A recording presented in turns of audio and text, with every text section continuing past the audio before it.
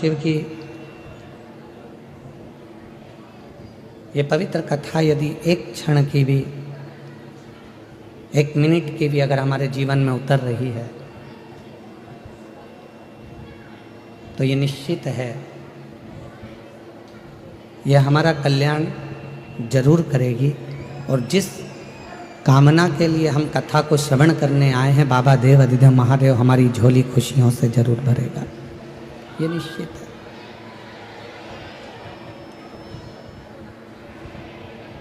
क्योंकि शिव महापुराण की कथा भक्ति भी देती है और मुक्ति भी देती है।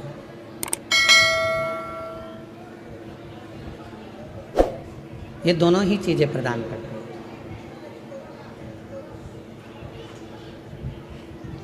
जो भक्ति के लिए श्रवण करता है उसको भक्ति देती है, जो मुक्ति के लिए श्रवण करता है उसको मुक्ति देती है। शंभु शंभु।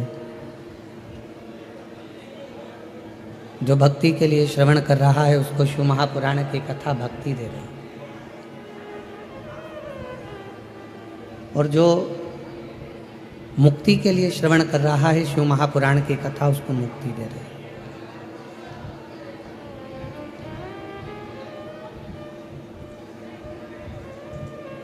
कई कई शिव महापुराण की कथा में ऐसे भी शिव बताते हैं, भगवान शंकर से अपने मन की बात कहकर, भगवान शिव को अपनी स्तुति कहकर, भगवान शंकर को अपने हृदय की बात कहकर, भगवान शंकर को अपने मन की बात कहकर, भगवान शिव को अपने हृदय की बात कहकर उनको रिझाना चाहते हैं।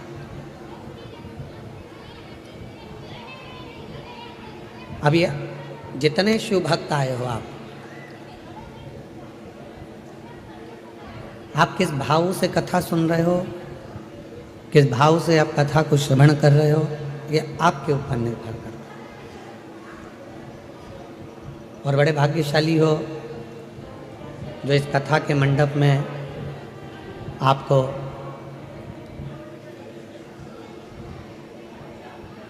संतों में श्रेष्ठ आनंद सुख देने वाले, हमेशा जिनके चेहरे पर मुस्कुराहट रहती है, प्रसन्नता उनके चेहरे पर बनी रहती है, ऐसे संत शिरोमणि फ्लाइट बाबा हमारे बीच में है। एक बार जोरदार ताली बजाकर उनका साधुवाद, वंदन, अभिनंदन।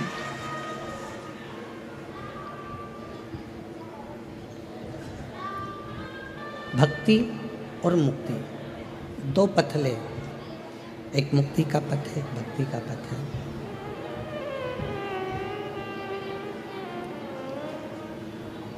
शिव पुराण की कथा कहती है कि जिसने भक्ति के पथ को पकड़ लिया, जिसने भक्ति के मार्ग को पकड़ लिया, जिसने अविरल भक्ति को अपने जीवन में उतार लिया, जिसने भक्ति को अपनी जिंदगी में धारण कर लिया, फिर उसको मुक्ति नहीं ढूंढना पड़ती। क्योंकि भक्ति करने वाले के पास में मुक्ति अपने आप चलकर आती है, उसको ढूंढने नहीं जाना पड़ता।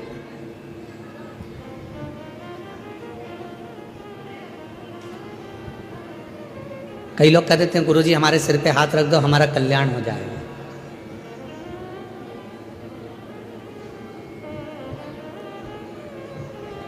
गुरुजी हमारे सिर पे हाथ रख दो, गुरुजी हमारे सिर पे हाथ रख दो।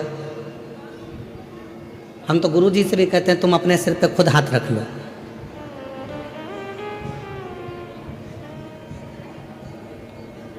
कितना भी गुरु तुम्हारे सिर पर हाथ रख दे, मना नहीं है, पर आपका कल्याण निश्चित तब होगा जब आपके मन में निर्मलता का भाव होगा और भगवान के प्रति समर्पण होगा। महाराज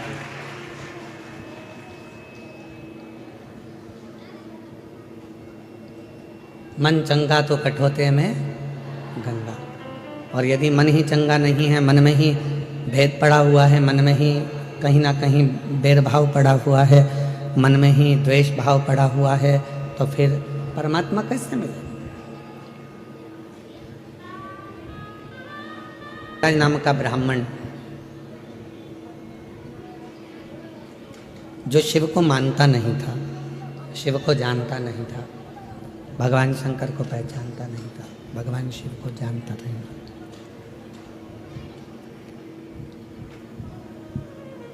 ब्राह्मण के घर में उसका जन्म हो गया, ब्राह्मण के कुल में वो जन्मा, ब्राह्मण के घर में उसका जन्म हुआ, पर ब्राह्मण कर्म वो कभी ना कर पाए। ऐसे संसार में ना जाने कितने लोग हैं जो अच्छे घर में जन्म लेने के बाद भी अच्छा कर्म नहीं कर पाते, क्योंकि दुनिया की जो सोच है वह बड़ी विचित्र हो गई। घर में ताज़ा अगर कोई भोजन बन रहा है तो आज के नवयुवक बच्चों को वो ताज़ा भोजन भाता नहीं।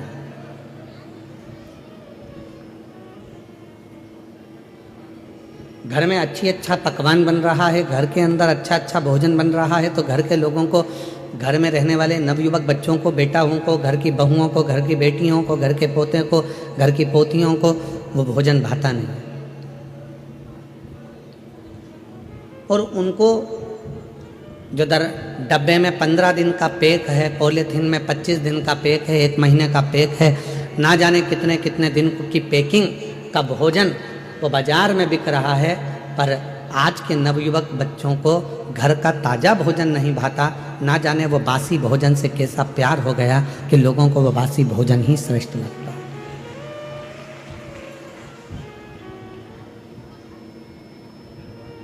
अब वो कैसा हो गया? अच्छा है नहीं है, अंदर से कैसा है किसको मालूम, अंदर से बना कैसा है वो किसी को नहीं। हम कई बार दूसरों को देखते हैं कि वो बताओ कितना वो कचरा खा रहा था, वो कचरा सेवन कर रहा था, वो कचरा खा रहा था, पर हम अपने आप को ना देखें कि हम भी तो कभी कभी कोई ऐसा भोजन ग्रहण कर लेते हैं वो कचरे से भी बदतर होता है।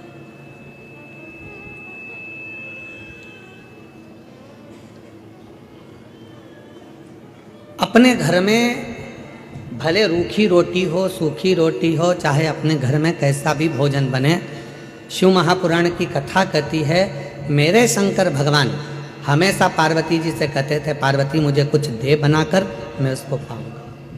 और आकड़िया की रोटी बनाई, काकड़िया की साग, और परसे माता पार्वती जी पावे भोलानाथ, मन शिव रटोरे, मन शिव रटोरे, छोड़ दो कपट मन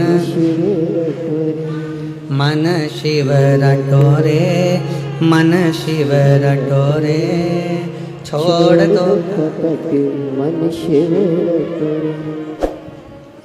आकड़िया की रोटी बनाई, काकड़िया की साग, आकड़िया की रोटी बनाई, काकड़िया की साग, और परसे माता पार्वती जी, परसे माता पार्वती जी, और पावे भोलानाथ, मन शिव रटोरे, मन शिव रटोरे, छोड़ दो कपट मन शिव रटोरे, मन शिव रटोरे, मन शिव रटोरे, छोड़ दो कपट मन शिव रटोरे। जो भाव से निर्मित घर में हो रहा है, अपने घर में जो पकवान बने, अपने घर में जो भोजन बने, अपने घर में जो भाव हो, अपने घर में जैसा भाव हो उसको ग्रहण करिए। दूसरे का ठाठ देखकर अगर अपनी जिंदगी को जियोगे तो वो श्रेष्ठता में नहीं जी पाओगे। दूसरे का वैभव देखकर अगर अपनी जिंदगी को जियोगे तो सहजता में नहीं जी पाओगे। जो परमात्मा ने आपको और हमको दिया है, जो भगवान ने आपको और हमको दिया है, उसको देखकर बस उसमें खुश रहकर, उसमें आनंद की जिंदगी जीकर, उसमें श्रेष्ठता धारण कर कर जैसा जीवन हम जिएंगे वो जीवन हमारे लिए श्रेष्ठ है, वो जीवन हमारे लिए आनंदित है। देवराज नाम का ब्राह्मण कुल में जन्म ले लिया, ब्राह्मण के घर में जन्म ले लिया, पर ब्राह्मण कर्म नहीं कर पाए। वो ब्राह्मण के कर्म से वंचित था। ना कभी भगवान शंकर के मंदिर गया, ना कभी भगवान शंकर के शिवालय गया, ना कभी भगवान शंकर के देवालय गया, ना किसी देवी देवता के दरवाजे पर गया, ना किसी संत के पास बैठा, ना कभी साधु के पास, ना कभी तपस्वी के पास, ना कभी संत साधु सन्यासी साधक उपासक, किसी के पास नहीं बैठा, किसी के पास।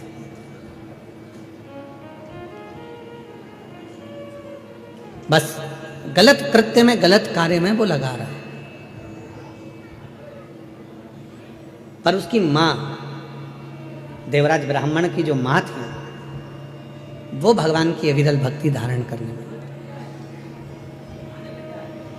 और कई बार हम लोगों से कह देते हैं कि जितने भी महापुराण की कथा में भक्त कथा को श्रवण करने के लिए बैठे हैं, जितने आस्था चैनल पर महापुराण की कथा को सुन रहे हैं, जितने फेसबुक यूट्यूब पर कथा को सुन रहे हैं, जितने सोशल मीडिया के माध्यम से कथा को श्रवण कर रहे हैं, हम सबको एक बात जरूर कहना चाहते हैं, आप अगर कथा के पंडाल में बैठे हो तो ये निश्चित है, मेरी जीजियों, मेरे जीजाओं, मेरी बेटियों, बेटाओं, मेरे बुजुर्ग माँ बाप, याद रखना ये जरूर आप में श्रेष्ठता है कि आपके माता पिता जरूर भगवान शंकर के उपासक रहे होंगे, जो इनकी भक्ति आपके हृदय में आपको प्राप्त हो।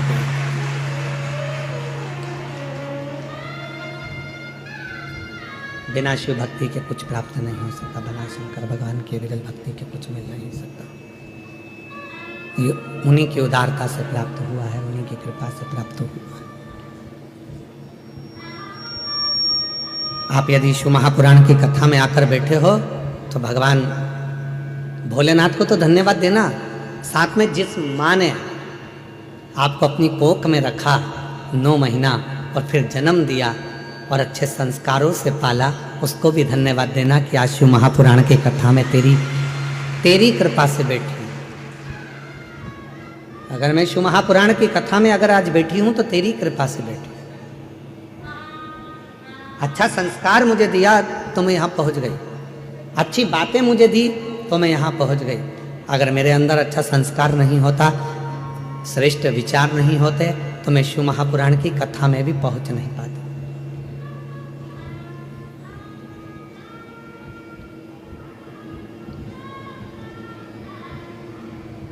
ये उसी की उदारता से, उसी की कृपा से। और कोई पिछले जन्म के अच्छे कर्म मुझे बाबा तेरा, कोई पिछले जन्म के अच्छे कर्म मुझे बाबा तेरा, जहाँ सारी दुनिया झुकती है, जहाँ सारी दुनिया झुकती है, मुझे वो आली दरबार मिला, दरबार मिला। कोई पिछले जन्म के अच्छे कर्म मुझे बाबा तेरा, कोई पिछले जन्म के अच्छे कर्म मुझे बाबा तेरा। कोई पूर्व का अच्छा कर्म होगा, कोई पूर्व का अच्छा शांत होगा, कोई पूर्व का किया हुआ अच्छा कर्म होगा, जो भगवान की कृपा से, परमात्मा की सेवा से, भगवान की दया से, परमात्मा की कृपा से आप और हमको प्राप्त हुआ। और आप और हम इस पवित्र पर कथा के पंडाल में विराजमान होकर कथा का लाभ ले रहे हैं। ये उसकी कृपा से प्राप्त हुआ है, उसकी दया से प्राप्त हुआ है, ये उसकी करुणा से प्राप्त हुआ है।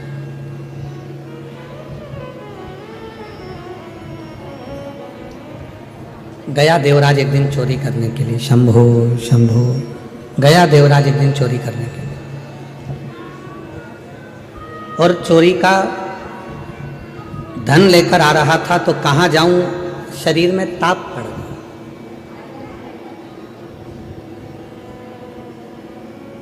और शरीर में जब ताप पड़ा तो विचार करा कि कहाँ जाऊं चोरी का धन लेकर, तो शंकर जी के शिवालय में, शंकर के मंदिर में पहुंच गया।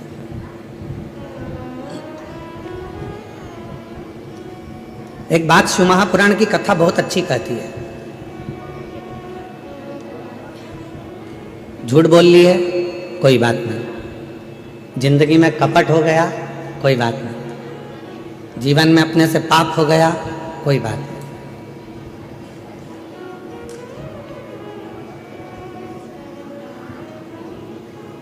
हमने जिंदगी में कोई व्रत भी नहीं करा, कोई बात नहीं।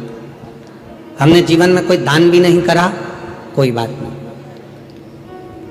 हमने जीवन में कोई सत्कर्म भी नहीं करा, कोई बात नहीं।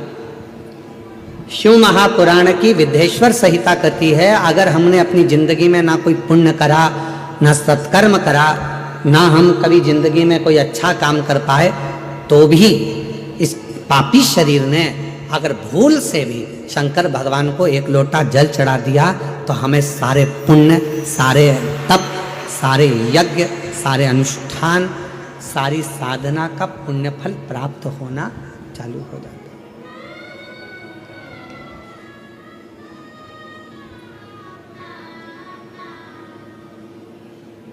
इसीलिए आपके पीछे पड़े रहते हैं कि मंदिर जाओ, एक लोटा जल चढ़ाओ, सारी समस्या का हल बोल बम का नारा है, श्री शिवाय। इसीलिए आपसे कहते हैं कि मंदिर जाओ, एक लोटा जल चढ़ाओ, शंकर जी की आराधना करो। क्यों? हम दिन भर में हम दिन भर में मोबाइल पर बात कर रहे हैं, किसी से बात कर रहे हैं, ना जाने कितना झूठ निकलेगा, कितनी गलत बात निकलेगी, कितनी अशुद्ध बात हमारी वाणी से निकलेगी। कम से कम यदि हम भगवान शंकर की विरल भक्ति में भगवान शंकर को एक लोटा जल चढ़ाने में लगे रहेंगे, भगवान शंकर को एक लोटा जल चढ़ाते रहेंगे, तो निश्चित है कि हमारे द्वारा किया गया जो कुछ गलत कर्म भी है तो वो नष्ट हो जाए। हमारा किया गया गलत कर्म, हमारा किया गया गलत कृत्य भी वो नष्ट हो जाए। आप शिव साधना करो, आप भगवान शंकर की आराधना करो।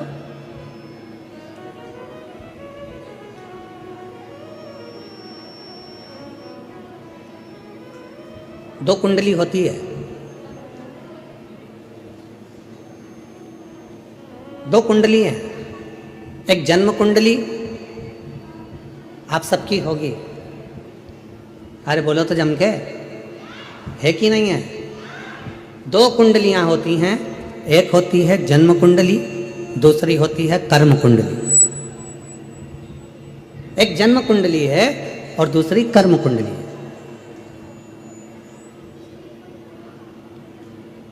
जन्म कुंडली केवल आपका भाग्य बताए। जन्म कुंडली का काम है आपका भाग्य बताना, जन्म कुंडली का काम है आपका भाग्य बता देना, दर्शा देना।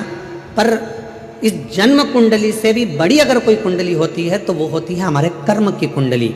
आपने अच्छा कर्म करना चालू कर दिया, मेहनत करना चालू कर दी, तो जन्म कुंडली में भले राजयोग ना लिखा हो, पर आपने अगर मेहनत करी है तो राज सिंहासन पर तो बैठ कर ही रहे।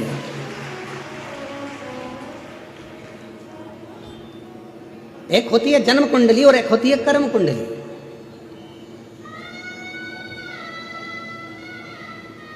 और जितने भी संसार के लोग हैं ना, सबसे पहले अपनी जन्म कुंडली लिखाते हैं। महाराज जी जरा देख के बताओ ना हमारा भाग्य कैसा है। अब महाराज जी ने बता दिया कि तुम्हारे भाग्य में तो राजयोग है ही नहीं, तुम्हारे भाग्य में तो ये लिखा है, तुम्हारे भाग्य में तो वो लिखा हुआ है। तो हमारा निवेदन है, दुनिया के महाराज ने तुम्हारी कुंडली देखकर भले बेकार बता दिया हो, दुनिया के महाराज ने तुमसे कह दिया हो कि तुम्हारी कुंडली में राजयोग नहीं है, दुनिया के महाराज ने तुमसे कह दिया हो कि तुम्हारी कुंडली में शनि आकर बैठ गया हो, दुनिया के महाराज ने तुमसे कह दिया हो कि तुम्हारी कुंडली में मंगल आकर बैठ गया, तुम्हारी कुंडली बेकार है, तुम्हारा राजयोग नहीं है, तुम्हारी जिंदगी में ये दुख है, तुम्हारी जिंदगी में ये तकलीफ है, तुम्हारी जिंदगी में ये कष्ट है। तो एक बात याद रखना कि जन्म कुंडली वाले ने जन्म कुंडली बता दी, अब तुम्हारे हाथ में है कि उस कुंडली को पलटोगे कैसे। तो उसको पलटने का सबसे सुंदर तरीका है तुम्हारी हाथों की मेहनत, लगन, परिश्रम और शिव जी को चढ़ाया गया एक लोटा जल तुम्हारी कुंडली को भी बदल कर रख देगा।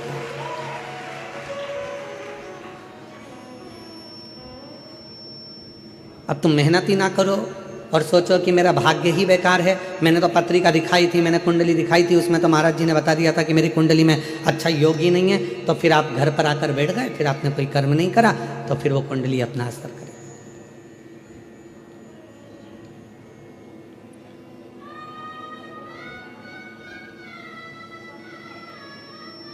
विधाता का काम है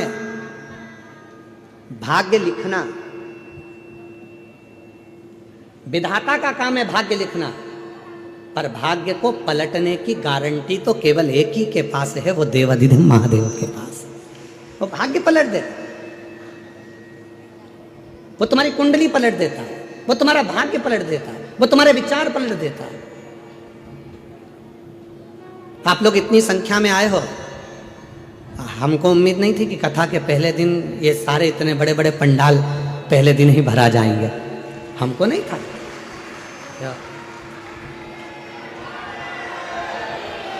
तो हमको लगा था कि भाई गुजरात है तो थोड़ा भाषा का फर्क पड़ता है, तो ऐसा लग रहा था कि ना जाने बड़ौदा है। हालांकि पिछली कथा में भी बहुत लोग आए थे, पर ऐसा था कि पहले दिन की अपेक्षा दूसरे दिन ज़्यादा आए थे, दूसरे दिन के बाद तीसरे दिन ज़्यादा आए थे। पर बड़ौदा वालों ने तो पहले दिन ही बॉल को 6 पर ले जाकर छोड़ दिया है। तो अच्छा, तुम्हें चिंता है कि नहीं है? चिंता हमको नहीं मालूम, पर हमको कथा में आने की चिंता है। हम जब यजमान परिवार अग्रवाल जी के यहाँ से चले थे, जयदेव जी हमको गाड़ी में लेकर आए अग्रवाल जी, तो हम उनसे कह रहे थे कि आज तो बड़े आराम से अपन थोड़े बहुत ट्रैफिक में फंस कर आ गए हैं, पर कल की उम्मीद नहीं लग रही है कि अपन पहुंच पाएंगे समय पर। तो अपन एक काम करेंगे, आधा घंटा पहले निकलेंगे। तो जयदेव जी भी हमारी गाड़ी ड्राइव करते करते, और हमारे कृष्ण कन्हैया है वो, भाई जो गाड़ी चलाए वो कन्हैया, जो गाड़ी को साधे सारथी वो भगवान कृष्ण। तो हमने जयदेव जी से कहा, तो जयदेव जी भी बोले हाँ गुरु जी अच्छा है, आधे घंटे पहले निकलेंगे तो आप हमारी गाड़ी में कम से कम आधे घंटे तक बैठे तो रहोगे। तो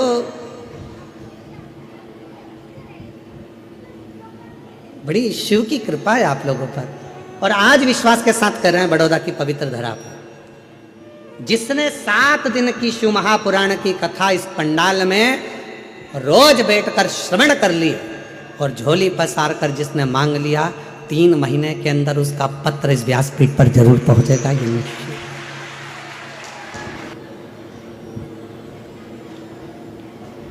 कभी न मंदिर गया, न देवालय गया, न शिवालय गया, पर उसकी माता ने जो भगवान शंकर को जल चढ़ाया था, उस जल का फल उस देवराज को मिला।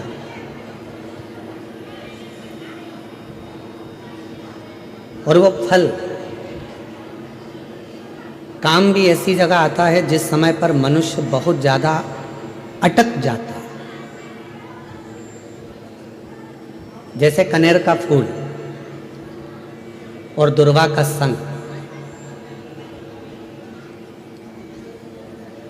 ये 2 चीजें ऐसी हैं। कनेर का फूल देखा है आप लोगों ने?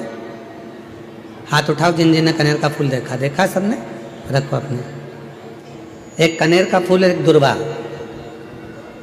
दुर्वा हमारे यहाँ पर कहते हैं वो हरी हरी जो घास होती है, दूब होती है, उसको दुर्वा कहते हैं।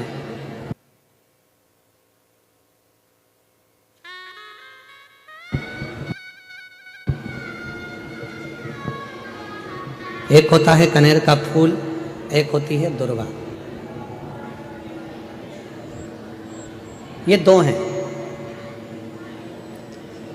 शिव महापुराण की कथा कहती है, शिव महापुराण का कौमार्य खंड वर्णन करता है जब व्यक्ति बहुत ज्यादा उलझनों में कहीं एकदम अचानक घिर जाए, अचानक से आकर गिर गया और उसका कोई निर्णय निकल ही नहीं रहा।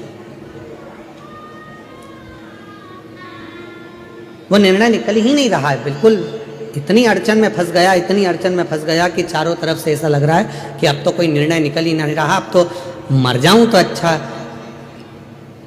तो शिवपुराण की कथा कहती है मरना उसका कोई हल नहीं है, सुसाइड कर लेना उसका हल नहीं है। अब मैं चारों तरफ से घिर गया हूं, बहुत परेशान हो गया हूं, बहुत तकलीफों में फंस गया हूं, तो अब तो मैं मर जाऊं तो अच्छा। उसके मन में ये भाव आ जाता है। उस समय पर कुछ मत कर, सुसाइड का तो सोची मत ही, मरने का तो सोची मत ही। केवल एक काम कर, एक कनेर का फूल और एक दुर्वा दोनों ले जा। जया, विषहरा, शामलीवारी, दौतली और देव, शिव जी की 5 बेटियां। सब लोग उनका नाम लेंगे साथ में। पहले नंबर पर जया, विषहरा, श्यामली बारी, दौतली और देव। ये शंकर जी की जो 5 लड़कियां हैं, ये डीले कम कर दो, आवाज़ क्लियर कर दो। शिव जी की जो 5 लड़कियां हैं, इन 5 लड़कियों का नाम लेकर एक कनेर का फूल और एक दुर्वा जो भगवान शंकर को उत्तर की ओर मुख कर कर शिवलिंग पर समर्पित कर देता है, और एक लोटा जल धीरे धीरे शंकर भगवान को अपने मन की कामना कर कर जिस उलझन में वो फंसा हुआ है, जिस व्याधि में वो फंसा हुआ है, जिस तकलीफ में वो फंसा हुआ है, उसका स्मरण करते करते वो शिव जी से अपने मन की बात कहते कहते अगर जल उसी दुर्वा, उसी कनेर के फूल के ऊपर शिवलिंग पर जो चढ़ा हुआ है उस पर समर्पित करता है, कहते हैं 4 घंटे भी नहीं लगते। 3 महीने तो जान दो, 3 दिन भी जान दो, 4 घंटे भी नहीं लगते, और देवाधिदेव महादेव उस व्याधि से उसको निकालना प्रारंभ कर, उस व्याधि से वो निकालना प्रारंभ कर देता, उस तकलीफ से उसको दूर करना प्रारंभ कर देता। पर एक निवेदन है आप सबसे, अगर शिव महापुराण पर आपका भरोसा है और शिव जी पर विश्वास है तो ये सब कुछ करा हुआ हमें फल देता है, और अगर भरोसा ही नहीं है, विश्वास ही नहीं है, तो फिर बड़ा मुश्किल है कि आप शंकर को जल चढ़ाते चढ़ाते पूरी जिंदगी निकाल दोगे तो भी उसका कोई हल, उसका कोई फल मिलना नहीं, पूरी जिंदगी। आप दिल से उसको निवेदन करो, प्रार्थना करो, वो तेरा ही दिया मैंने खाया पिया, तेरा शुक्रिया, तेरा शुक्रिया, मुझे भोले बाबा ने बहुत दे दिया, तेरा शुक्रिया, तेरा शुक्रिया। शिव को अपने मन की बात कर। लोग कहते हैं गुरुजी हम बहुत बुरे फंस गए, हम बहुत बड़े तकलीफ में फंस गए, बहुत बड़ी तकलीफ में हम लोग फंस गए, हम बहुत व्याधियों में। एक पत्र आया है, बहुत अच्छा पत्र, अभी सूरत की कथा का है। हमने कहा था सूरत की कथा में कि यदि सूरत वालों ने अगर दिल से कथा सुनी है तो बड़ौदा की कथा में उनका पत्र जरूर आएगा, और वो पत्र आया, वो पत्र पहुंचा।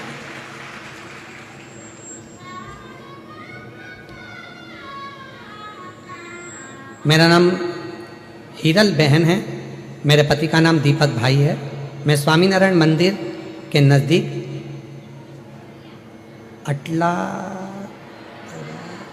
अटलादरा बड़ोदरा में रहती हूँ। कहीं बैठी हैं तो हाथ हिला सकती हैं, अगर कहीं बैठी हों तो हाथ हिला सकती हैं, और अगर आई हों तो बेलपत्र लेने के लिए व्यासपीठ पर आ सकती हैं। अगर कहीं बैठी हों तो हाथ हिला सकती हैं और बेलपत्र लेने के लिए आ सकती हैं। कहीं बैठी हैं तो आ सकती हैं। मेरा नाम हीरा बहन है, मेरे पति का नाम दीपक भाई है। मैं स्वामीनारायण मंदिर के नज़दीक अटलादरा बड़ौदा की रहने वाली हूँ। गुरुजी बोलते हैं ना कि 1 लोटा जल सारी समस्या का हल। मैं भी 1 लोटा जल चढ़ाती थी, और मैंने सूरत में कथा को श्रवण करा, बाबा से विनय करी थी, गुरुदेव मेरे और मेरे पति के बीच अनबन हो गई थी, जिसका केस चल रहा था, वो केस खत्म ही नहीं हो रहा था। आज बाबा की ऐसी कृपा हो गई, 7 दिन की कथा मैंने सूरत के पंडाल में बैठकर सुनी, और 7वां दिन कथा का पूरा हुआ और मेरा केस पूरा खत्म होकर मैं बाबा को यहाँ नमन करने के लिए।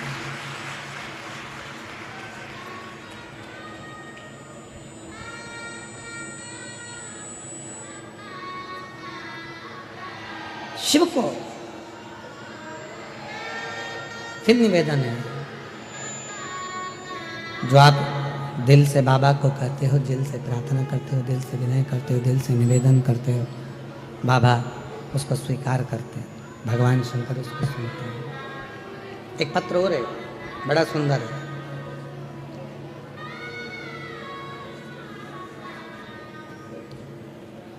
मेरा नाम गीता है। मैं बड़ौदा गुजरात प्रमुख प्रीत पार्क सोसाइटी की रहने वाली हूँ। कहीं बैठी हों तो हाथ हिला सकती हैं। मेरा नाम गीता है। मैं बड़ौदा के गुजरात प्रमुख प्रीत पार्क सोसाइटी की रहने वाली हूँ। कहीं बैठी हों तो हाथ हिला सकती हैं, और अगर बैठी हों तो आ सकती हैं। गुरुजी, मेरी शादी को 5 साल हो गए थे। मुझे संतान का सुख नहीं था। कई डॉक्टरों को दिखाया, फिर भी मुझे संतान नहीं हुआ। फिर दिनों दिन ऐसे ही निकलते चले गए। एक दिन मेरी मम्मी ने कहने पर पशुपतिनाथ का व्रत किया, और बाबा की ऐसी कृपा हुई कि मेरा 3रा सोमवार आया और मेरा गर्भ ठहर गया। डॉक्टरों ने कहा कि मैं गर्भित हूँ। मैं बाबा का क्या धन्यवाद करूं गुरुदेव। मेरे बाबा ने ऐसी कृपा कर दी कि सारे डॉक्टरों का इलाज कराते कराते थक गई थी, पर संतान का सुख नहीं था। आज डॉक्टर और प्रभु की कृपा ऐसी हो गई कि मेरे घर में बेटे ने जन्म लिया, और बाबा की कृपा से मैं मान गया। गुरुदेव, आप जब ऑनलाइन शिवरात्रि की पूजन कराते हो सावन के महीने में, आप कहते हो कि अपने घर में जब शंकर भगवान की ऑनलाइन पूजन करोगे, जो मांगोगे एक बेलपत्र उठाकर रख लोगे, और जो मांगोगे वो मिलेगा। मेरे बाबा ने मेरे यहाँ औलाद तो दे दी, पर हम किराए के मकान में रहते थे। संतान तो दी, पर मकान नहीं था। पति और मैंने दोनों ने शिवरात्रि का पूजन करा सावन के महीने की। बेलपत्र उठाकर रख ली। हम नहीं जानते थे कि उस बेलपत्र का कितना महत्व है। आज बाबा से केवल एक ही बात मांगी थी कि मेरा खुद का मकान हो जाए, और बाबा से तो हमने 1 मंजिल का मकान मांगा था। आज बाबा ने मुझे 3 मंजिल का मकान दे दिया। मैं बाबा को धन्यवाद देने के लिए यहाँ पर आई। कहीं बैठी हों तो आ सकती हैं और बेलपत्र ले जा सकती हैं।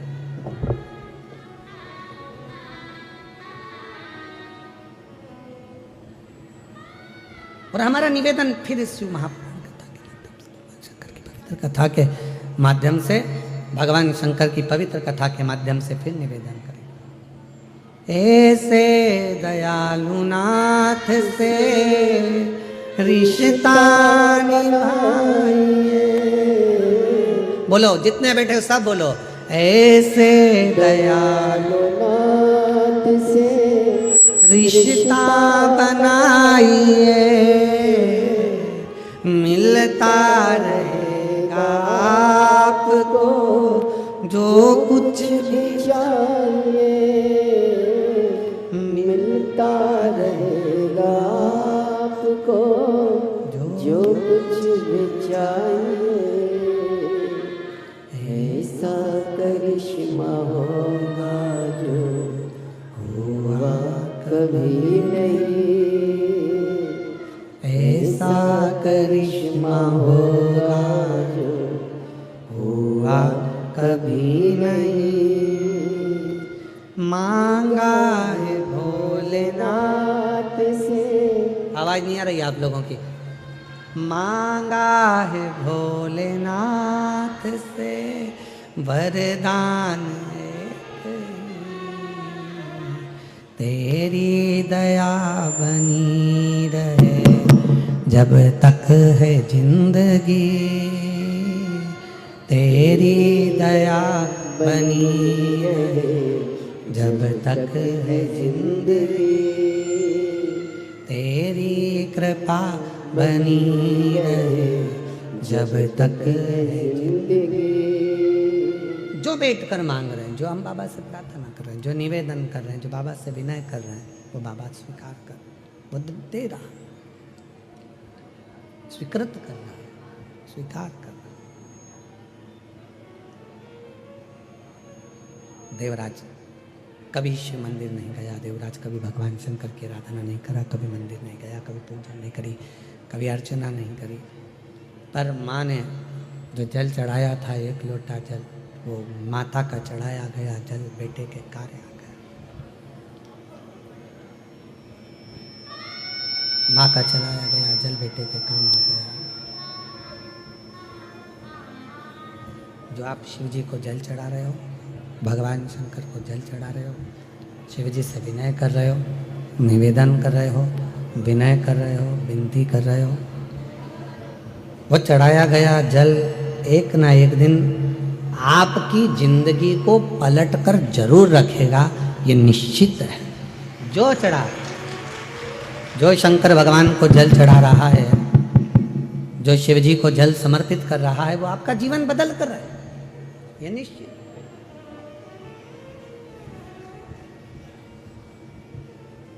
बस वो जल चढ़ाने में आपका विश्वास कितना है, आपकी दृढ़ता कितनी है, आपका भरोसा कितना है, वो आपके ऊपर निर्भर करता है। देवराज शिव मंदिर में पहुंचा, चोरी का धन था, बैठ गया, शरीर में ताप पड़ा, बुखार आया।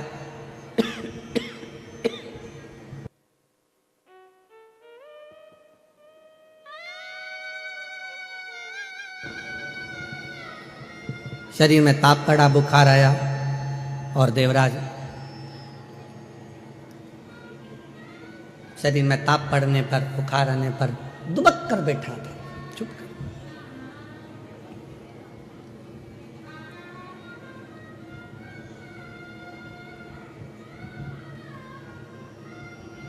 परसों के दिन जब हम सीहोर में थे बाबा के धाम में, तो एक किसी ने प्रश्न किया था परसों, और उस प्रश्न में उसने कहा कि गुरुजी, सबसे पहले शंकर भगवान जब अपने भक्त पर कृपा करते हैं, जब शंकर भगवान अपने भक्त का दुख काटना चालू करते हैं, तो हमको कैसे मालूम पड़ता है कि भगवान शंकर ने अब हमारा दुख काटना प्रारंभ कर दिया? हमें मालूम कैसे पड़ेगा? तो हम उमाखंड में एक चरित्र आता है,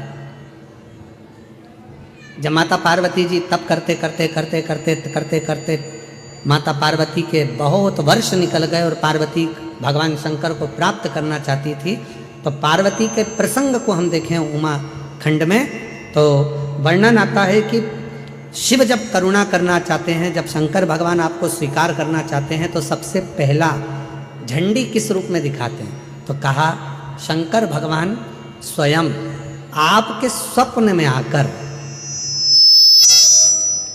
शंकर भगवान आपके स्वप्न में आकर आपको दर्शन भी देते हैं, और कोई कोई शिव भक्त ऐसा होता है कि उसको स्वप्न में भी शिव के भक्त के मुख से, जब स्वप्न में भी ब्रह्म मुहूर्त में कथा सुनने का स्वप्न दिखना चालू हो जाए कि मुझे कोई कथा सुना रहा है, शिव पुराण सुन रही हूँ, शंकर बैठे हैं, उनका दर्शन कर रही हूँ, तो समझ लेना कि शिव तुझे अब दुख से दूर करना प्रारंभ करना चाह रहे हैं, तुझे दुख में करना।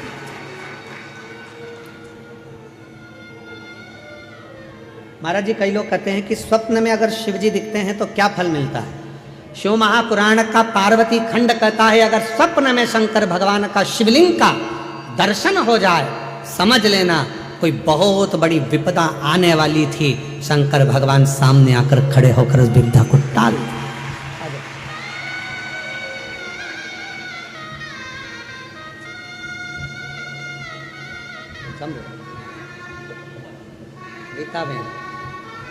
गीताबेन बड़ौदा से, पहले आंसू पोछो, आंसू पोछो पहले। शंभु श्री शिवाय नमस्तुभ्यं। शिव जी की कृपा से, बाबा की कृपा से हुआ है। 5 साल तक औलाद नहीं थी। माँ ने कहा कि पशुपति व्रत कर, शिव जी को 1 लोटा जल चढ़ा, और डॉक्टरों ने तो मना किया था कि संतान सुख नहीं है, पर बाबा की कृपा से औलाद का सुख प्राप्त हुआ। एक बार जोरदार ताली बजाकर प्रणाम नमन करो। जो दिल से मांगोगे वो दिल से दे देगा, जो दिल से मांगोगे वो दिल से दे देगा। आंसू पोछो, आंसू पोछो, आंसू पोछो। मेरा भोला भंडारी है, खाली झोली भर देगा। मेरा भोला भंडारी है, खाली झोली भर देगा। जो दिल से मांगोगे वो दिल से दे देगा, जो दिल से मांगोगे वो दिल से दे देगा। मेरा भोला भंडारी है, खाली झोली भर देगा। भगवान देवाधिदेव महादेव का प्रसंग कह रहा।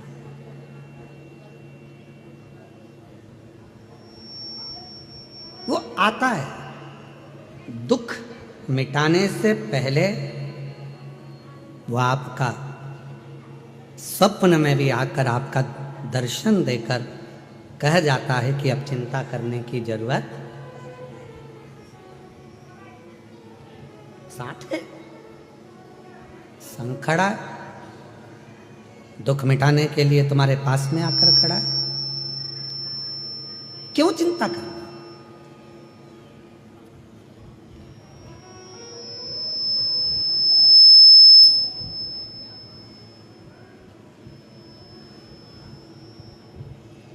किस बात की चिंता करना? अब सौंप दिया इस जीवन का सब भार तुम्हारे हाथों में है, हार तुम्हारे हाथों में और जीत तुम्हारे हाथों में। सब कुछ उस पर छोड़ दिया तो फिर अब चिंता करने की जरूरत क्या है? अब चिंता करने की जरूरत ही क्या? सब उसी पर सौंप दिया। जब भक्ति की प्रबलता होती है, विश्वास दृढ़ होता है, भरोसा दृढ़ होता है, विश्वास दृढ़ होता है, भक्ति प्रखर होती है, तब शिव करुणा जरूर करते हैं। इसलिए कहा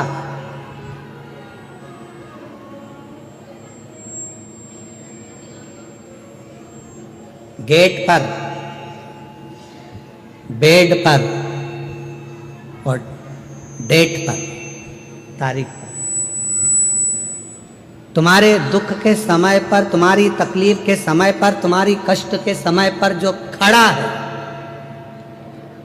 समझ लेना कि वही तुम्हारे लिए हितैषी है और वही शिव है। वही हितैषी है, वही शिव। परिवार बहुत बड़ा है, रिश्तेदार बहुत सारे हैं, पूरा कुटुंब भरा पड़ा है, पूरा घर भरा पड़ा हुआ है, पूरे नातेदार रिश्तेदार कुटुंबी परिवार, नाते रिश्ते कुटुंब परिवार ढेर भरा पड़ा हुआ है, सारा घर बड़ा पड़ा हुआ है। पर दुख की घड़ी में, दुख के समय पर,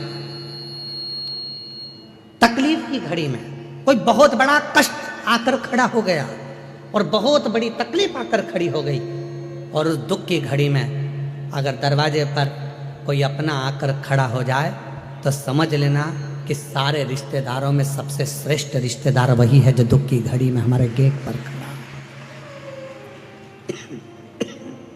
जो हमारे गेट पर खड़ा। आ जाइए, आ जाइए।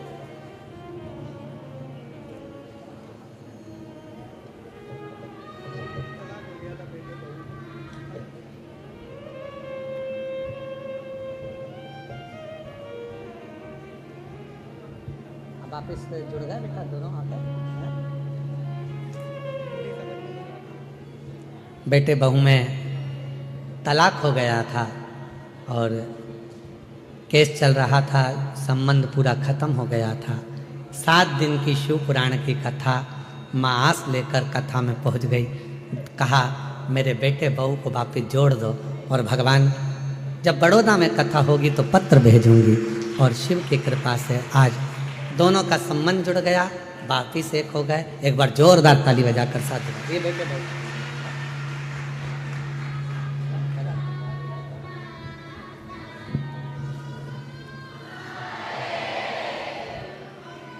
एक विश्वास, एक भरोसा, एक दृढ़ता। जब शिव से कहें, बोले तो शिव उसको स्वीकार करता।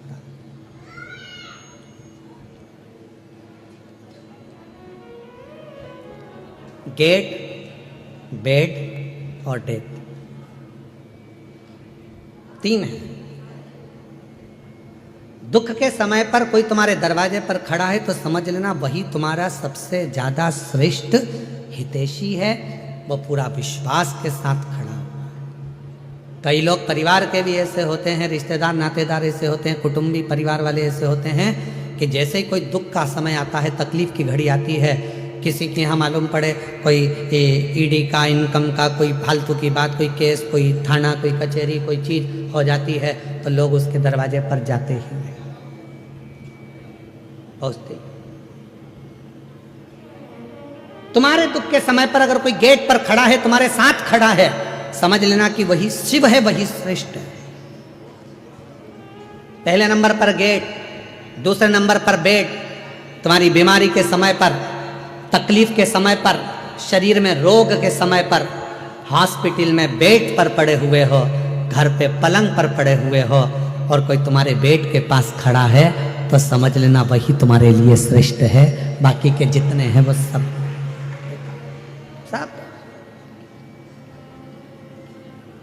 श्रेष्ठ वही है।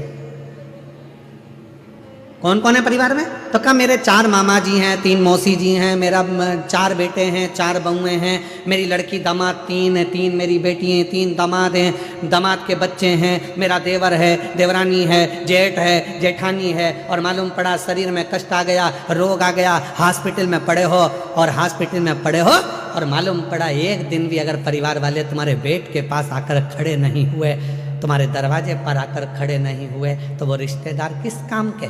और कोई दूसरा हॉस्पिटल में बीमार व्यक्ति अपने मरीज को देख रहा था और साथ में तुम्हारी भी देखभाल कर रहा है, तो उससे बड़ा दुनिया में कोई नहीं हो सकता। वो बेड के पास खड़े होकर तुमको नहीं। परिवार इतना बड़ा, घर इतना बड़ा, कुटुंब इतना बड़ा, रिश्ते इतने सारे, पर गेट पर, बेड पर और डेट मतलब तारीख, कहीं कचहरी में तारीख चलती है, कहीं कोर्ट में तारीख चलती है, कहीं दुख की तारीख होती है, कहीं तकलीफ की तारीख होती है। परिवार वालों से कहा हमारे ऊपर ये ऐसे तकलीफ है, अपन उस तारीख को वहाँ चलेंगे, तुम हमारे साथ चलना, अपन उस तारीख को वहाँ चलेंगे, तुम हमारे साथ चलना। कोई उस डेट में खड़ा नहीं होता, तो रिश्ते नाते कुटुंब कबीले किस काम के? परिवार किस काम के?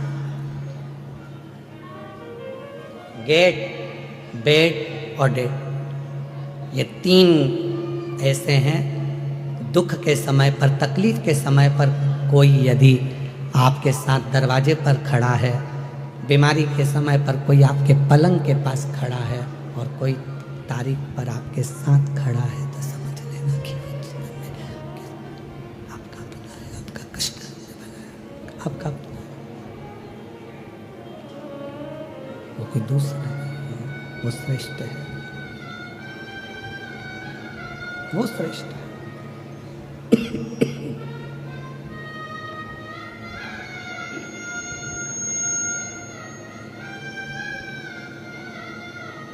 बस देवराज नाम का ब्राह्मण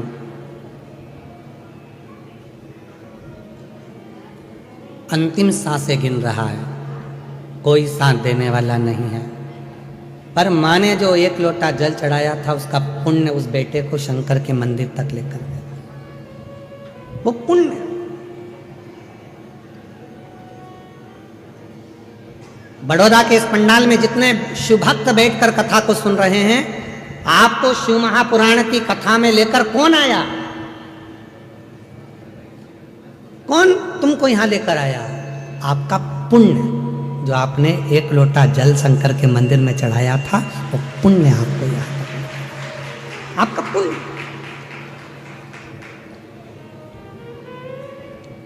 कई लोग पत्रिका दिखाने जाते हैं, कहते हैं महाराज जी बताओ इसमें राजयोग कितना है, राजयोग कितना है, बताओ हमारा भाग्य कैसा होगा, हमारा भविष्य कैसा होगा। ढेरों लोग ज्योतिष आचार्य जी के पास में जाते हैं और पूछते हैं कि हमारा भविष्य कैसा होगा, हमारा राजयोग कैसा होगा। हमारा निवेदन है, आज तक कोई ऐसा हाथ दिखाने वाला नहीं मिला, कोई आज तक ऐसी पत्रिका दिखाने वाला नहीं मिला जिसने किसी ज्योतिष आचार्य से जाकर पूछा हो कि बताओ कि राजयोग नहीं, ये बताओ कि मेरे राम का दर्शन कब होगा, मेरे शिव का दर्शन कब होगा, मेरे कृष्ण का दर्शन, क्या मेरे भाग्य में राम योग लिखा है, राजयोग नहीं। मेरे हाथ की रेखा में क्या राम का दर्शन लिखा है, मेरे हाथ की रेखा में क्या भगवान का दर्शन लिखा है, मेरे पत्रिका में, जन्म पत्रिका में क्या शिव का भक्ति लिखी है, क्या मेरी जन्म पत्रिका में भगवान शंकर की भजन लिखा है, क्या मेरी जन्म पत्रिका में क्या शिव की भक्ति लिखी है।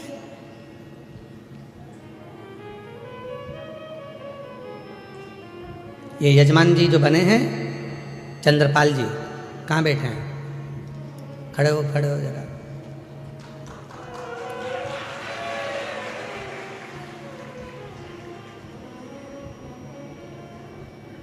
जब महेश बंसल जी, ये महेश बंसल जी हैं, महेश बंसल जी ने जब हमको कल कहा कि गुरुजी मुख्य यजमान ये चंद्रपाल जी हैं, महेश बंसल जी आप कल बोले कि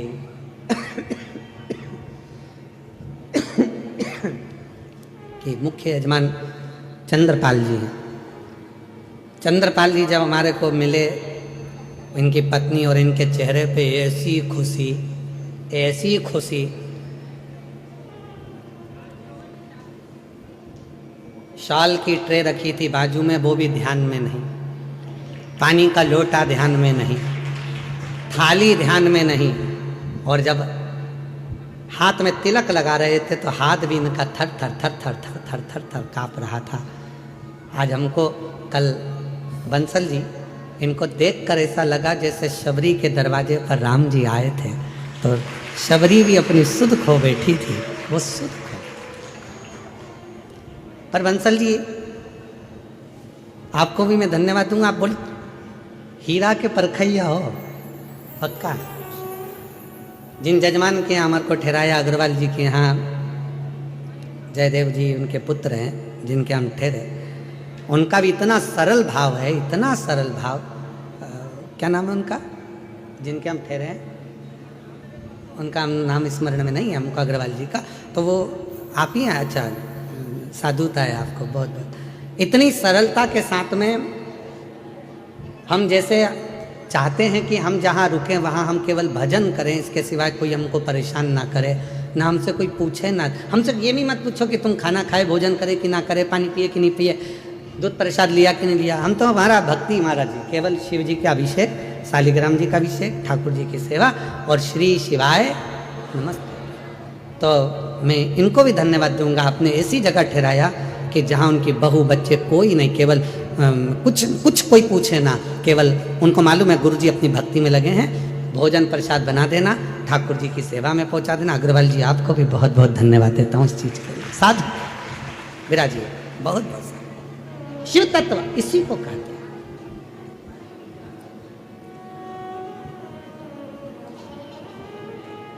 इसी को अविरल भक्ति कहते हैं। हाथ दिखाने वाले बहुत मिलेंगे और कहेंगे राजयोग बताओ, पर ऐसा कोई आज तक ज्योतिष आचार्य के पास में जाकर, कोई विद्वान पंडित जी के पास जाकर नहीं पूछा कि मेरे हाथ में राजयोग मत बताओ, मेरे हाथ में बता दो राम योग, शिव योग, मेरे हाथ में बता दो कृष्ण योग कब है, मुझे कब मेरे बड़ौदा में मेरे शंकर की कथा सुनने को मिलेगी, कब मेरा शंकर आएगा, कब मेरा भाग्य खुल जाएगा, कब मेरी किस्मत। और शबरी तुम्हारे पास में कौन कैसा विद्वान ज्योतिष आचार्य मिला मुझे हमें नहीं मालूम, पर माँ शबरी अम्बा के पास में, शबरी माता के पास में मातंग ऋषि थे। मातंग ऋषि से शबरी अम्बा ने पूछा मेरे भाग्य में बता दो राम का दर्शन कब होगा, राम का दर्शन।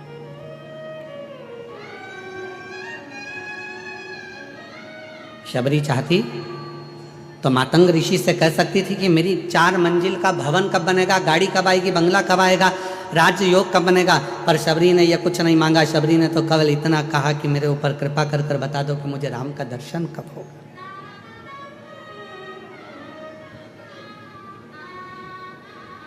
कब?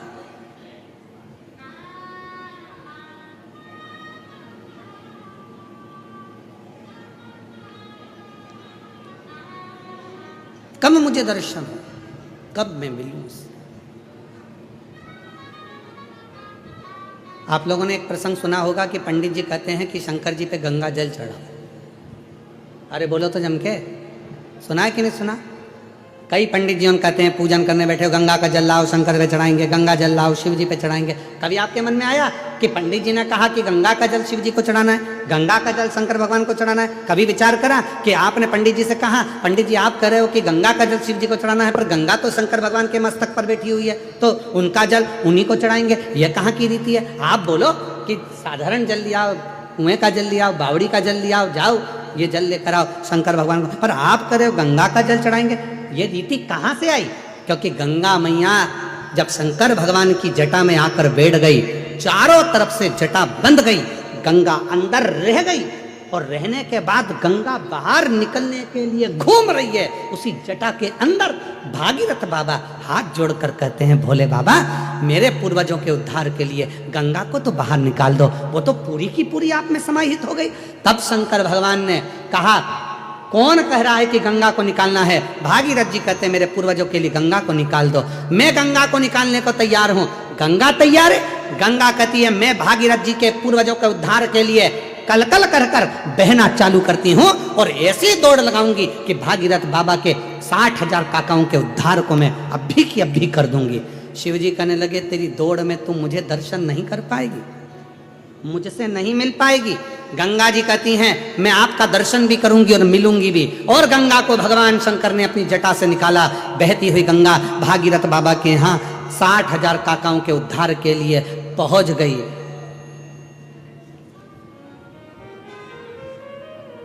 गंगा सागर में पहुंच गए। अब गंगा को शिव नहीं मिल रहा, गंगा को शंकर का दर्शन नहीं हो रहा, गंगा शिव को देख नहीं पा रही है, गंगा शंकर के करीब नहीं रह पा रही है, गंगा शंकर भगवान का मुख नहीं देख पा रही है। नैनों से नीर बह रहा था। भगवान नारायण का दर्शन गंगा जी को हुआ। नारायण ने पूछा, क्यों गंगा, कैसी हो? गंगा जी कहती हूं तो अच्छी, पर जिन शिव की जटा से निकली हूं उनके पास जाने के लिए वापिस तरस रही हूं, मिल नहीं पा रही हूं। कोई ऐसा साधन बता दो कि मुझे शंकर का दर्शन हो जाए। गंगा, मैंने तो सुना है शंकर भगवान जिसको अपना बना लेते हैं उसको दूर नहीं करते हैं, तो शिवजी ने तुझे दूर कैसे कर दिया?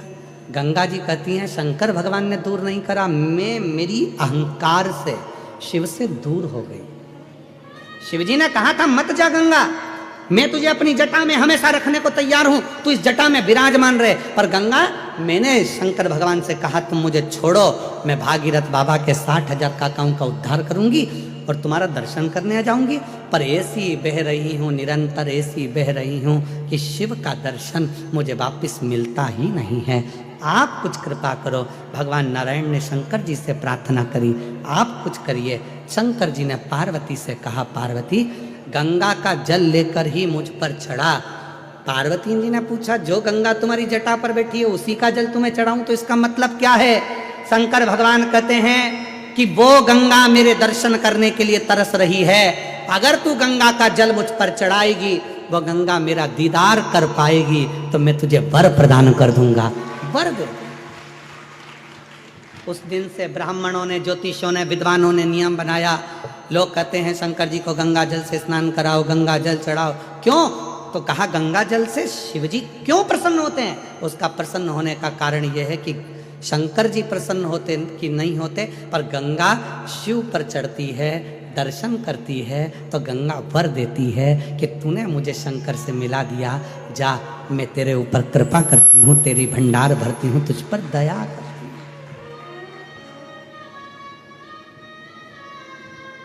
कृपा करती हूँ, मैं तुझ पर दया करती हूँ। और मिलाने वाला कितना श्रेष्ठ होता है आप सबको मालूम है। मिलाने वाला,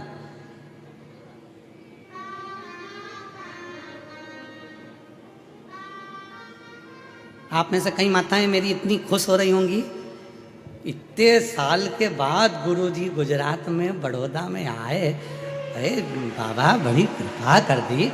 हम तरस रहे थे, हम दर्शन के लिए, कथा के लिए हम नहीं जा सकते, बाहर कथा सुनने के लिए हम दूर नहीं जा सकते, कथा श्रवण करने के लिए, पर हमारे बड़ोदरा में बाबा भोलेनाथ ने करुणा कर दी। अग्रवाल जी को साधुवाद, अग्रवाल के पूरे ग्रुप को साधुवाद, अग्रवाल आकोटा गार्डन जो ग्रुप है उसको साधुवाद कि जिन्होंने इस पवित्र कथा को करवा लिया। तो ये भीतर की आनंदता, ये भीतर का सुख साधुता देता।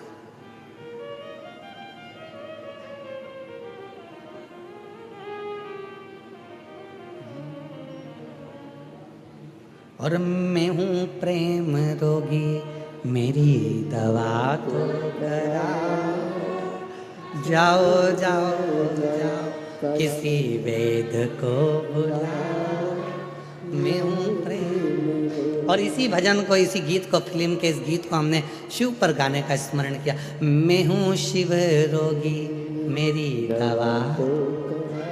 रुको रुको रुको रुको, पहले पत्र पढ़ते हैं, फिर इस प्रसंग पे बात करें। उसमें भी यही बात लिखी है, हमारी अम्मा को रोग लग गया।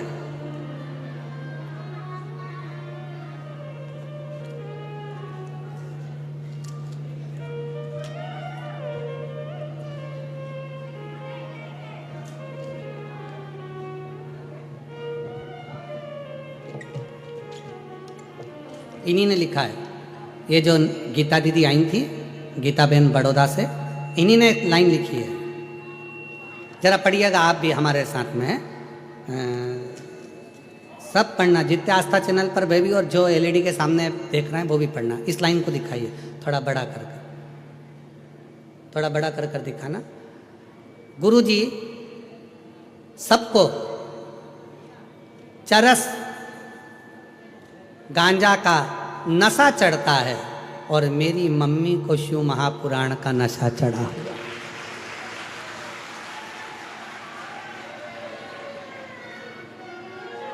फिर से पढ़ लो, फिर से पढ़ो, पढ़ो जरा, इसको क्लोज कर कर जरा दिखाइए। गुरुजी सबको चरस गांजा का नशा चढ़ता है और मेरी मम्मी को शिव महापुराण कथा का नशा चढ़ गया।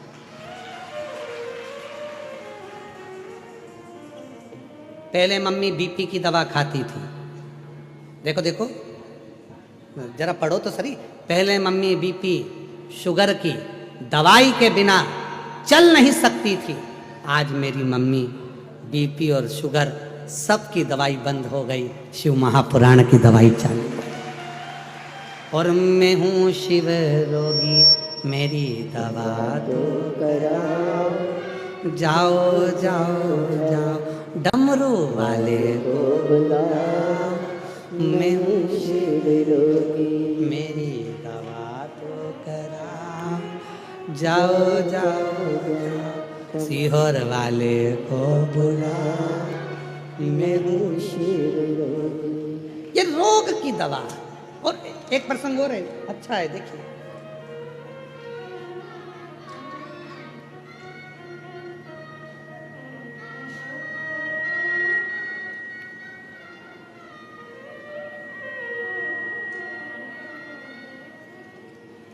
गुरुजी मेरा प्रणाम, मेरा नाम शारदा पटेल है, मैं बड़ौदा से आई हूँ। शारदा पटेल कहीं बैठी हो तो हाथ हिला सकती हैं, बड़ौदा से हैं। और मेरा मोबाइल नंबर ये है गुरुजी, 2021 से कहीं बैठी हो शारदा जी पटेल तो हाथ हिला सकती हैं, आप ही हैं, आ जाइए, आ जाओ एक बेलपत्र। गुरुजी मेरी बेटी 2021 से अंदर से इतनी टूट चुकी थी कि उसका विश्वास हट गया था, सब कार्य में उसका मन हट गया था, बहुत हिम्मत हार गई थी। तब मैंने अपनी बेटी से कहा, एक लोटा जल चढ़ा। वो सीहोर वाला बाबा कहता है, एक लोटा जल सारी समस्या का हल है, कुछ ना कुछ तो होगा। मेरी बेटी कहती है, क्या शंकर पर जल चढ़ाने से मेरे दुख समाप्त हो जाएंगे? क्यों नहीं। जब बाबा पत्र पढ़ता है तो बाबा के सामने जो पत्र आते हैं उसमें भी तो दुख कटता है। तू भी आस लगाकर जल तो चढ़ा गुरुदेव। मेरी बेटी ने कहा, जब तू इतनी बड़ी बात कहती है माँ, तो पहले सीहोर जाऊंगी, रुद्राक्ष लाऊंगी। सीहोर गई, रुद्राक्ष लाई। रुद्राक्ष को मेरी बेटी ने अपने गले में पहना और जो मेरी बेटी ने अपने गले में धारण करा उसमें इतना बल आ गया कि जो जो कार्य करती है मेरी बेटी के सारे कार्य सफल होना प्रारंभ हो गए। आज मैं बाबा को प्रणाम करने, एक लाइन लिखी है, आप भी पढ़ो और उसको गुनगुनाओ, बहुत अच्छी लाइन है जो हम भी गुनगुनाते रहते कि लुटा दिया भंडार काशी और कर दिया माला काशी। क्या नहीं देता शिव, शंकर क्या नहीं प्रदान कर सकता? सर्वस्वता दे देता है, सर्वस्व।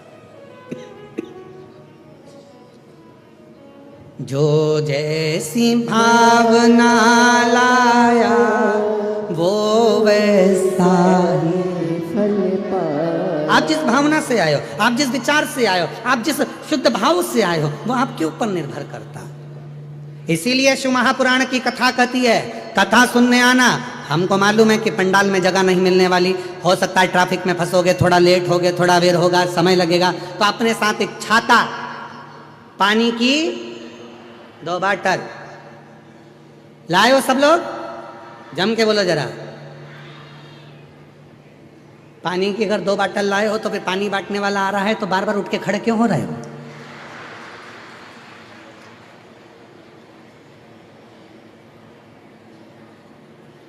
तुम टेंट के अंदर बैठे हो पंडाल में, पानी बांटने वाले से हाथ जोड़कर कहो धूप में बैठे हैं बहुत लोग, हजारों लोग धूप में बैठे हैं, एक काम करो ये पानी की बाटल हमें नहीं, वो धूप में जो बैठे हैं छाता भी नहीं लगा पाए हैं उनको ले जाकर बांटो, उनको दो। और जितने श्रोता शिव महापुराण की कथा को सुनने के लिए आ रहे हैं उनसे निवेदन है, बिछाने का साथ लाओ, ओढ़ने का साथ लाओ, पानी की 2 बाटल लाओ और एक अपना टेंट अपने साथ, एक छाता अपने साथ लेकर चलो, छाता अपने साथ लेकर चलो। सुनो दिल से। और जितने बड़ौदा के श्रोता हैं जो सुनने वाले हैं उनसे निवेदन है, जब कथा में आओ तो अपनी अड़ोसन पड़ोसन और पीछे वाली धड़ोसन के लिए थोड़ा थोड़ा थेपला,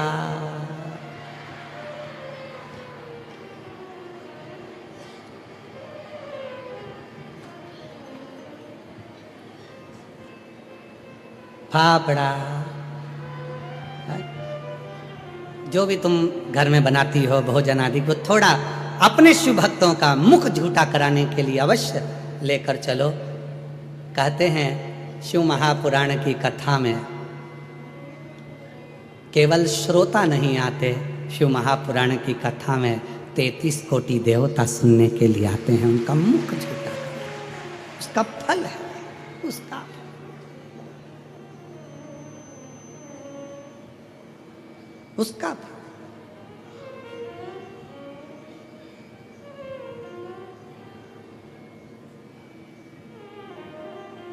शिव कथा कह रही है भगवान शंकर का चरित्र का। पूछो भगवान, ये मेरे हाथ में राजयोग भले ना हो पर शिव योग होना चाहिए, मुझे शंकर का दर्शन चाहिए, मुझे राम का दर्शन चाहिए, मुझे कृष्ण का दर्शन चाहिए। बताओ मेरे भाग्य में है कि मेरी किस्मत में है?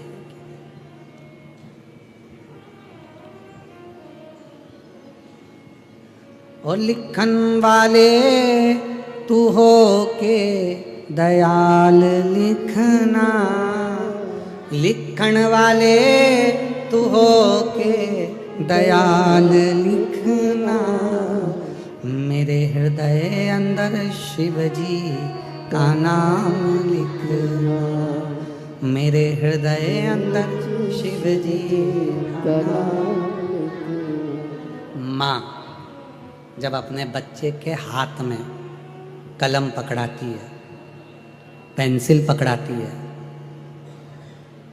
पेन पकड़ाती है, कॉपी देती है, लिखो लिखो,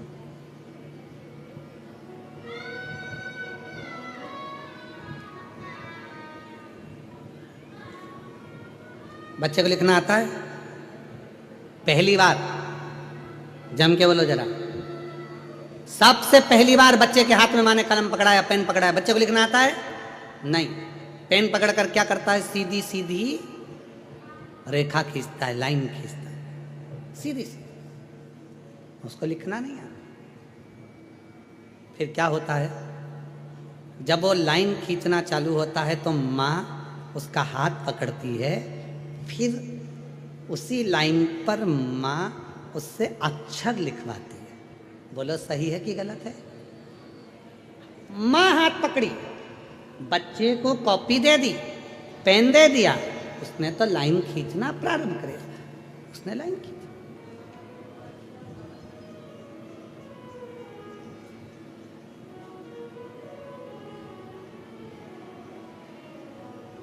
माँ ने हाथ पकड़ा और उसको खिंचाना प्रारंभ कर।